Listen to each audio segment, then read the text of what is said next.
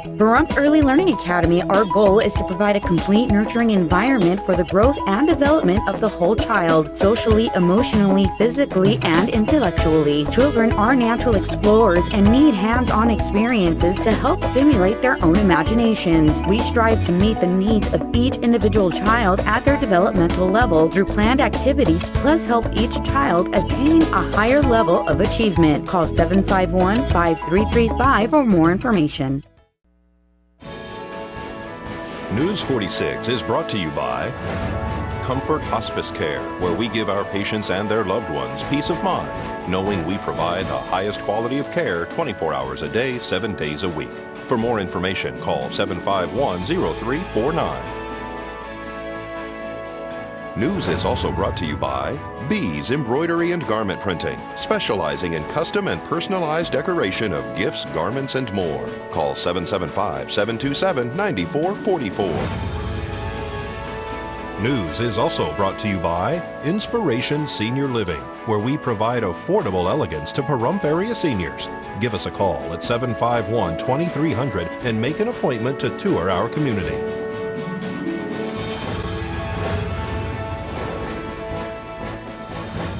Tonight on News 46, a driver sustains a head injury after his van rolls.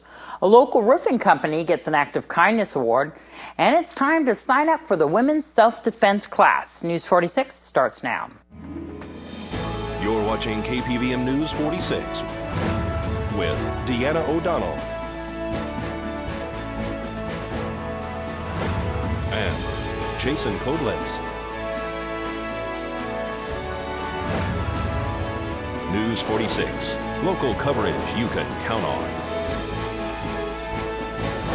Good evening. It's Wednesday, May 21st, 2014. I'm Deanna O'Donnell for News 46. One man was airlifted to UMC Trauma Center last night after his vehicle rolled on northbound Highway 160 near Country Place. Tonight's accident report is brought to you by Stovall & Associates. Don't expect insurance companies to have your best interest in mind. Stovall & Associates cares. Let us help you if you have been involved in an accident.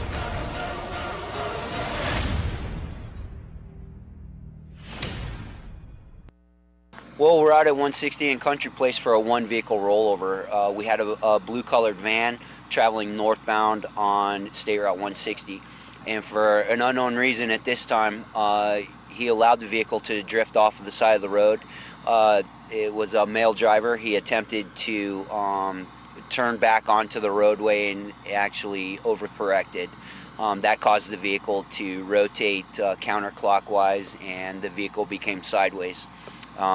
As it was traveling sideways through the dirt, the tires actually dug into the ground, which we call as a furrow in, and that's the tripping mechanism for the vehicle, and that created the vehicle to roll over.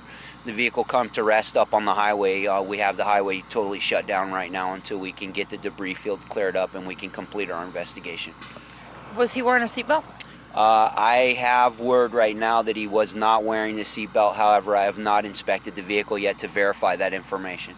And we spoke about this so many times about the overcorrection on the roadways. Explain to people what you should do if you go off the road. Yeah, the thing that you should do if you go off of the road is to not do any hard, immediate steering. You should just let the vehicle go forward, take your foot off the accelerator. Don't apply heavy brakes, but apply very light brakes until you can maintain control of the vehicle, and then slowly turn back onto the roadway. And that will keep basically the plane of the vehicle from turning sideways and shifting the weights. Of course, wear your seatbelt. And of course, yes, everyone needs to wear their seatbelt. Now, you guys are out here doing the investigation. You won't know for quite some time as to if he was wearing a seatbelt or what's going to be happening as far as the consequence, or if you're going to be giving a ticket or... Right. This gentleman will, at the very least, receive a citation for failing to maintain his travel lane on the highway. As far as the seatbelt, we'd have to do the further investigation to determine whether it was on or not. And then he was taken by ambulance here, but I believe he's going to be airlifted? That I'm not sure. The preliminary report I have from the medics is He has some external damage, but they're not sure what's going on inside, so that's why he's going to the hospital to get the x-rays or a CAT scan, depending on what the doctor wants to do, and then they'll determine from that point whether he needs to be flown into Las Vegas or not. He does have a little bit of head trauma from rolling over. Memorial Day weekend's coming up. Some advice? It is. The best advice I can give is if you're going to drink, please stay home. Don't drive or call a taxi or a friend to come get you. Put your seatbelts on, and everybody take a couple extra seconds at each intersection to double check both directions before you enter the intersection to try to avoid having a crash. Some good advice. The Nye County Commissioners voted to approve an unlimited amount of special use permits for medical marijuana establishments. They also voted to allow residents to continue to cultivate marijuana themselves, even if they have a dispensary within 25 miles, which is against state law. June 20th is the deadline to submit your special use permit application. The commissioners also approved to reduce the buffer zone for the establishments to within 1,000 feet of a school or public facility. Through the chair. Please. I'd like to make a motion. That's going to be easy. Again, to accept the changes as noted in the, I don't know what to call this thing, but all the options, option 1, 2, 3, 4, and 5, with the exception of B under 5. Yeah, the residential. Is that it? Is that it? Yeah. I believe. And to set a date, effective date of June 9th, 2014. Is that it? Does that cover it? I think that covers it. I think it covers it too. Is there a second? I'll second. I have a motion by Commissioner Carboni, a second by Commissioner Cox. Motion, second, further discussion. I have one question. Is this going to allow everyone to go to the state instead of just one single person being sent to the state, or is there something special we have to add to this? Well, actually, this doesn't prohibit anybody from going to the state. Okay. Anybody can apply to the state. The issue is that the state will not issue a registration to anybody who has not received a special use permit. So again, it doesn't prevent anybody from going to the state. And obviously, if they wanted to apply, everything fell apart. Yep. Yeah. But again, it does not prohibit anybody from going to the state. Okay. All in favor, say aye. Aye. Aye. Aye. Aye. News 46 will return in just a moment.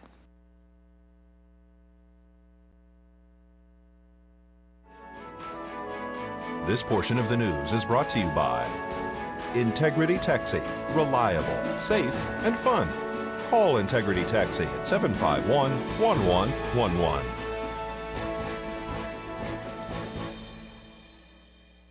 Welcome back to News 46. The Nye County Commissioners voted 3-2 against acquiring a water and sewer plant built by Spring Mountain Motorsports. Instead, they would like Spring Mountain Motorsports to donate the water and sewer plant to Utilities Incorporated to serve a planned 80-home subdivision, recreational vehicle park, commercial strip including restaurants, a 231-room hotel, movie theater, and a man-made lake to be built on the Spring Mountain property, which will then be open to the general public. The Speedway was hoping the county would take over the sewer plant instead, so that there would be no delays on construction, which may now take a couple more years. The county said they couldn't take on another project.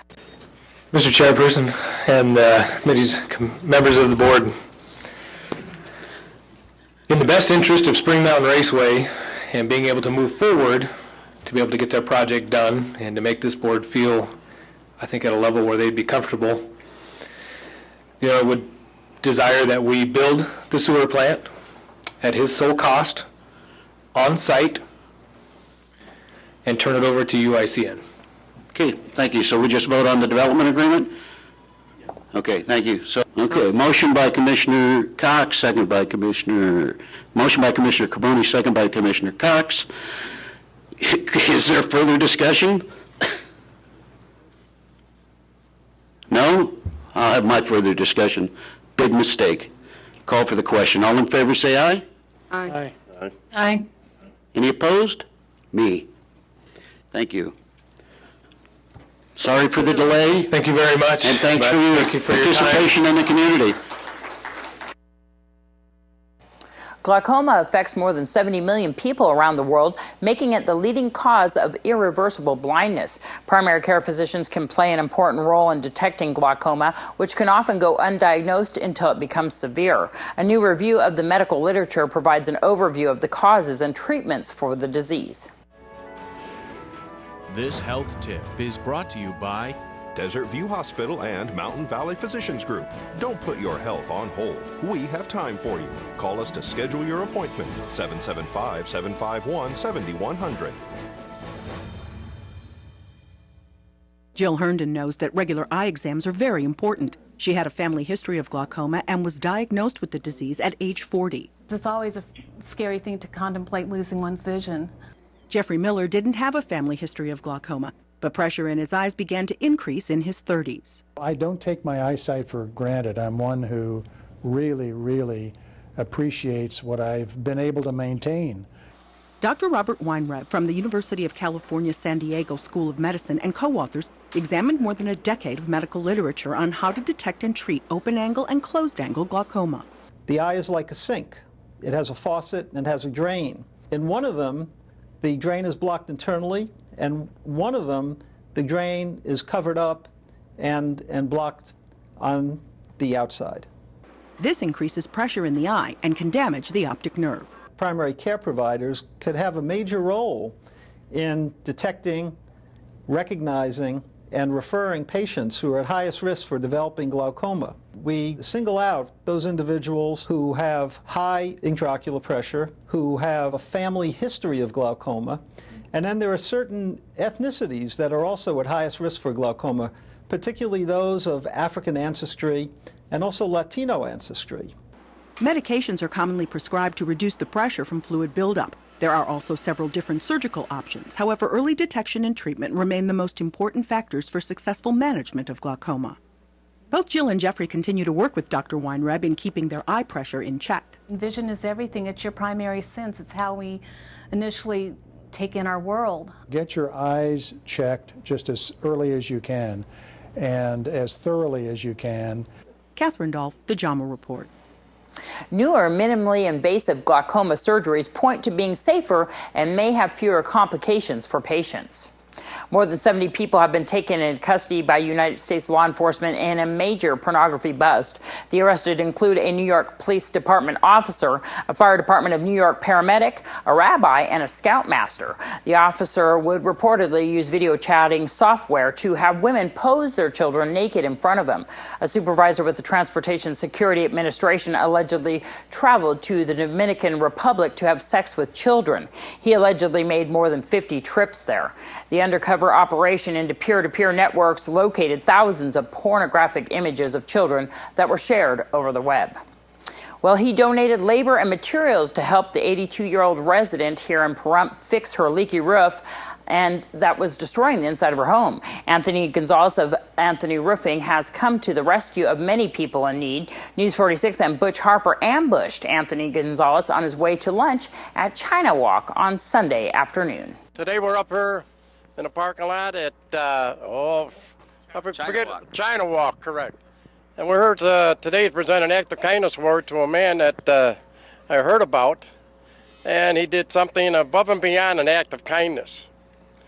And it's something a lot of people might not do, but this man went ahead and did it. And his name's Anthony Roofing. So at this point, I'd like to present the act of kindness award to Anthony. If you wouldn't mind reading it, Anthony. It says, Act of Kindness Award presented to Anthony's Roofing. Your selflessness in helping a senior in need goes above all beyond. From the citizens of Pahrump, Nevada, no act of kindness is ever wasted. And well, here it is. Well, this is something that the community got to do. That we got to come together and help each other. And Anthony's one of those people. And I'm not going to tell you what he did because his phone probably be ringing off the hook. But anyway, anybody that'd like to have anybody have an act of kindness, please do it in letter form. One letter only. And I will go through that letter and do my homework to make sure everything is true. So anyway, Anthony, thank you very much Thank you. from the citizens of Pahrump All right. We and Nye appreciate it. County, Yes. and keep up the good work. All right. Thank you so much. You're welcome. Thank you once again to Anthony Gonzalez of Anthony Roofing and, of course, Bush Harper and Anthony's sister for helping us set that up. When we come back from this break, we'll have your entertainment this week. I'm Norma Jean with Realty Executives in Action. Do you have any real estate plans for 2014? Why not put your plans in the hands of an executive? It costs no more to have the very best. Put our experience to work for you. Today's news is brought to you in part by Dr. George Leeks, Pahrump's optometrist since 1990, offering full-spectrum eye care for children and adults. Call today, 727-8300. Michael Jace, who played a Los Angeles cop in TV's The Shield, has been arrested in the fatal shooting of his wife. Police found 40-year-old April Jace shot to death in her South Los Angeles home Monday night. The 51-year-old Michael Jace called 911 to report that his wife had in fact been shot. The police said the motive of the murder is believed to be domestic violence. Investigators detained Jace at the couple's Hyde Park area home on Monday night and booked the actor on homicide early Tuesday. Jace was booked into Los Angeles County Jail with bail set at $1 million. Actress Pamela Anderson has revealed Friday that she suffered sexual abuse throughout her childhood, starting at age 6 when she was molested by a female babysitter until she was 10 years old. She also recalled being raped when she was 12 by the 25-year-old brother of a friend's boyfriend. Barbara Walters isn't fully retiring, but The View has still given the veteran journalist a send-off to remember. On Friday's show, Oprah Winfrey, Hillary Clinton, and Michael Douglas made surprise appearances as they all joined the current View co-host in wishing Walters well as she leaves on-camera work behind. The 84-year-old journalist is not leaving TV in general. She'll still serve as executive producer of The View and will make special appearances for ABC News when needed. Walters began her national broadcast career in 1961 as a reporter, writer, and panel member for NBC's Today Show before being promoted to co-host in 1974. By 1976, ABC had snatched her up for its own news programs. At that network, Walters launched the Barbara Walters Specials and 10 Most Fascinating People before becoming a co-host and correspondent for ABC News' 2020 in 1984. Along the way, she's interviewed every U.S. president and first lady since Richard and Pat Nixon. Looking upon the numerous women who had looked up to her throughout her career, Walters said they were her legacy. How do you say goodbye to something like 50 years in television? She said in conclusion, how proud when I see all the young women who are making and reporting the news. If I did anything to help make that happen, that is my legacy. She added, from the bottom of my heart to all of you with whom I've worked and have watched and been by my side, I can say thank you. And I would like to say thank you to Barbara for being an inspiration of integrity and professionalism that elevates women in our business to a higher level. I'm Deanna O'Donnell. That's your entertainment this week. This is the First Business Brief for Wednesday, May 21st. I'm Angela Miles. Microsoft is out with a new version of the Surface tablet. The tech company claims the Surface 3 can replace the common laptop. However, some analysts believe tablets have already peaked in the market.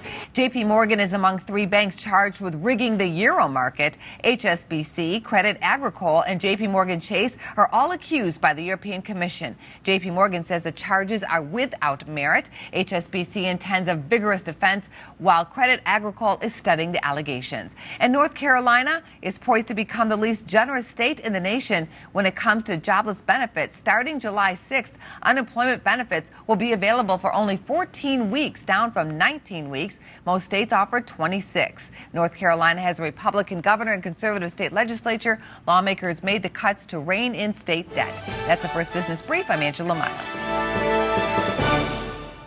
Thanks so much, Angela. A free women's self-defense class will be happening soon. We have another women's self-defense class coming up on June 7th and 8th. So this is very soon. Karen, tell me what's going on with you. Have you taken this class before? Yes, I took the last one, and it was amazing because we get a hands-on. You know, we talk, and then they show us, and then we get to really do it. So it's very, very fun. And Assistant Sheriff Rick Marshall, this is all funded by what?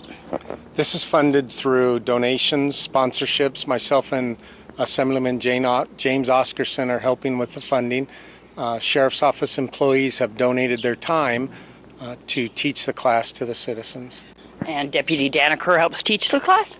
Yes, I do. Myself and Deputy Trumbull are the two female instructors, and then we do have two males that come in and play the bad guy say-to-say role with the scenarios. They actually get suited up, and like Karen said, it's a hands-on. We put them in an actual fight scenario situation, and we help work them out of it and teach them, you know, the different skills that they have and to use and how to protect themselves. The individuals that do take the class, they gain confidence, they gain a set of skills that allows them to escape from situations that they may get in.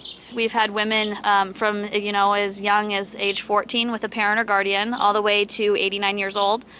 We've had disabilities, and that's great to work around because we teach the women, you know, how to protect themselves even with a disability.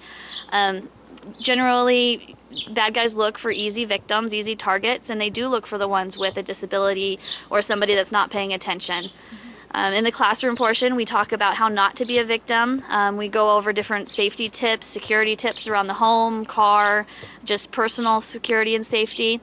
We also talk about weapons. We'll talk about advantages and disadvantages of all the different types of weapons that are available on the market. And it's a very, very informative 2-day class that I think all women should take. And they can get a group together and come on down. And they feed you lunch. And it's free. Yes, it's free. Because of our sponsors. The class is free. How do they register? They'll need to contact either myself, Deputy Daniker, or Deputy Trumbull here at the Sheriff's Office. We can be reached at 775-751-7000, or people can email me at SDANNEKER, just like on the name, at co.nye.us. Correction, it's .nv.us. And Karen Jackson put me on the spot there at the end. You didn't get to see it, but she asked when me and Darby, and I think Rhonda's going to be going down there with us soon. If we don't go this time, we're definitely going to sign up next time because I know that the graduation ceremony is that weekend, so we're going to try. So we want everybody to join us down there for that self-defense class, by the way. The Valley Cruisers of Pahrump were rained out at their annual show and shine. They're inviting everyone down to Petrick Park this weekend for their very important fundraiser. Well, we had rain and cold wind, and the park became a little muddy and stuff, so we decided to postpone it. And unfortunately, I wasn't able to let everybody know because my phone must have gotten wet and I couldn't update the Facebook page. And we had problem with some of our members got cold and soaking wet and had to go home. And it's a bad weather day, but you guys have postponed it. And so when's it coming up again? We're going to have it Saturday the 24th. So you're looking for people who would like to also bring their cars down and also vendors? Yes, everybody that pre-registered is aware of the changes. I called everybody personally, and it looks like we're going to have almost 95% of them, but several people have said that they didn't have their car ready in April, and they'll have it ready this time. So we're hoping we'll have a great big car show out here. So this is going to be lots of fun down here at Petrick Park, right where we're at right now. Yeah, same park, same time. Everything is the same except it's on the 24th of May. So what time does it start? It starts 7 o'clock. 6 o'clock vendors come in. Cars start in at 7. The public will come about 9 o'clock. All right, and it's going to last all day long? Yes. Well, hopefully we'll be done by 4. For more information, is there a number to call? You can call me. It's at 513-1466. We'll see you down there at Petrick Park. The Pahrump Valley Chamber of Commerce has announced the resignation of CEO Mike Dreyer, stating that Mike is pursuing other opportunities. A new CEO has not yet been named. Good luck, Mike. Pahrump Valley Farm Rescue is placing a burn moratorium to remain in effect beginning May 30th of 2014 until late fall of this year. Remember, once again, you won't be able to burn after next weekend. And when we come back from this break, we'll have your weather with Noah Beacon. News 46 weather is brought to you by your local dairy farmers. Dairy products are very important in maintaining a healthy body. Hello and welcome back to News 46. Today is Wednesday, May 21st. Today we had nice partly cloudy skies with a high of 75 degrees. Your average temperature at this time of year is 91 degrees. We're having some cool temperatures early this week. Winds were coming from the south-southwest today at 6 miles per hour with gusts up to 14 miles per hour. The UV index today was 10, which is very high. Humidity was at 26%. Sunrise is at 5:34 this morning, and the record high in 2012 was 104 degrees. Tonight we'll have partly cloudy skies with a low of 56 degrees. Your average temperature around this time of year being 67 degrees. Winds will be coming from the north-northeast at 3 miles per hour with gusts up to 5 miles per hour. So some pretty low winds there. Humidity will be at 36%. Sunset will be at 7:48 p.m. and the record low in 1975 was 42 degrees. Tomorrow we'll have partly cloudy skies with a high of 81 degrees and a low of 60 degrees. Winds will be coming from the north-northeast at 3 miles per hour with gusts up to 5 miles per hour. Humidity will be at 28%. Sunrise will be at 5:33 a.m. and the UV index will be 10. For our 7-day forecast, we'll have a mostly cloudy week, though it looks like we might be seeing a lack of clouds early next week.